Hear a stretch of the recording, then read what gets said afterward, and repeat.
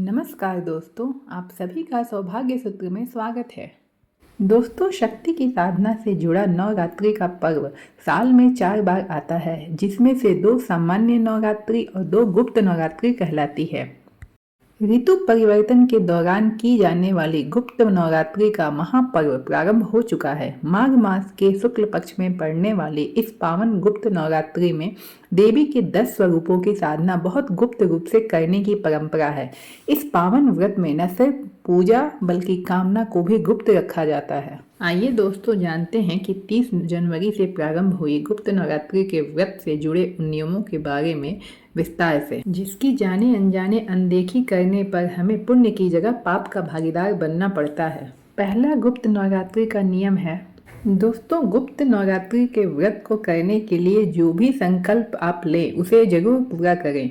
देवी की साधना को हमेशा एक निश्चित समय पर एक निश्चित स्थान पर करें।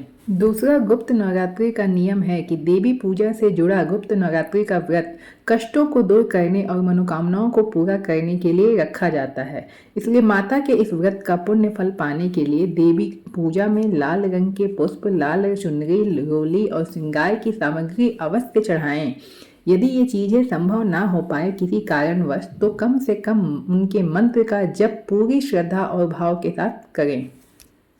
तीसरा गुप्त नवरात्रि का नियम है कि गुप्त नवरात्रि पर देवी की साधना किसी भी प्रकार की करते समय व्यक्ति को पूरा ब्रह्मचर्य का पूरी तरह से पालन करना चाहिए और किसी भी कन्या को परेशान नहीं करना चाहिए।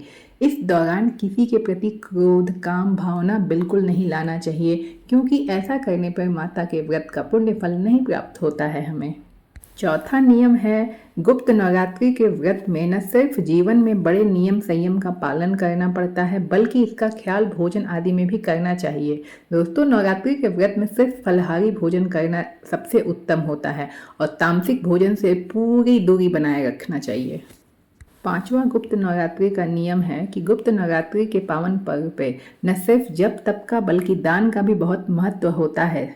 ऐसे में आपसे जितना संभव हो दोस्तों, प्रतिदिन अथवा अष्टमी या नवमी वाले दिन कन्या को भोजन, वस्त्र या दक्षिणा का दान करें। कोई भी गिफ्ट उन्हें अवश्य करें। मान्यता है कि दान करने से व्यक्ति का मन शुद्ध होता है और उसके कष्ट दूर होते हैं। छठवां गुप्त नवरात्रि का नियम है कि गुप्त नवरात्रि पर नव दुर्गा की बजाय 10 महाविद्या की साधना करने का ज़्यादा लाभ होता है। मान्यता है कि गुप्त नवरात्रि में 10 महाविद्या की पूजा से व्यक्ति की सभी मनोकामनाएं पूरी होती हैं और उसे जीवन के प्रत्येक क्षेत्र में सफलता प्राप्त होती ही है।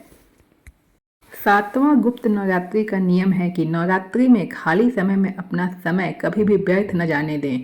किसी भी फालतू की चीज़ों पर अपना समय न गंवाएं। दूसरों की बातों करने में, कुछ भी बुराइयां करने में, ऐसी चीज़ों पे बिल्कुल भी आप ध्यान न दें दोस्तों, और ना ही किसी का अपमान करें। गुप्त नवरात्रि पर भूल कर भी कभी भी किसी कन्या या सुहागिन महिला को कष्ट पहुंचाने से बचें। आठवां गुप्त नवरात्रि का नियम है कि गुप्त नवरात्रि की पूजा के दौरान कभी भी चमड़े की चीज़ों का इस्तेमाल न करें।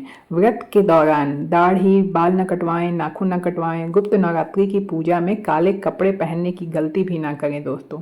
गुप्त नवरात्रि का 9वां और सबसे महत्वपूर्ण नियम है कि साधना हमेशा गुप्त रूप से करें। गुप्त नवरात्रि में शक्ति की साधना के इस महापर्व में भूल कर भी अपनी पूजा का प्रदर्शन या गुणगान करने की भूल ना करें।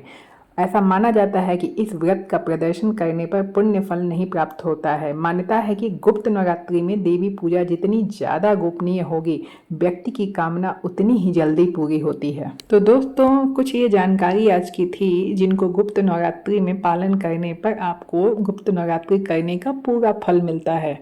तो दोस्तों, यदि आपको आज की वीडियो पसंद आई तो एक लाइक और शेयर अवश्य करिएगा और कमेंट बॉक्स में जय माता दी जरूर लिखिएगा और चैनल को सब्सक्राइब करना भी बिल्कुल ना भूलें। मिलती हूँ अगले वीडियो में, तब तक के लिए नमस्कार।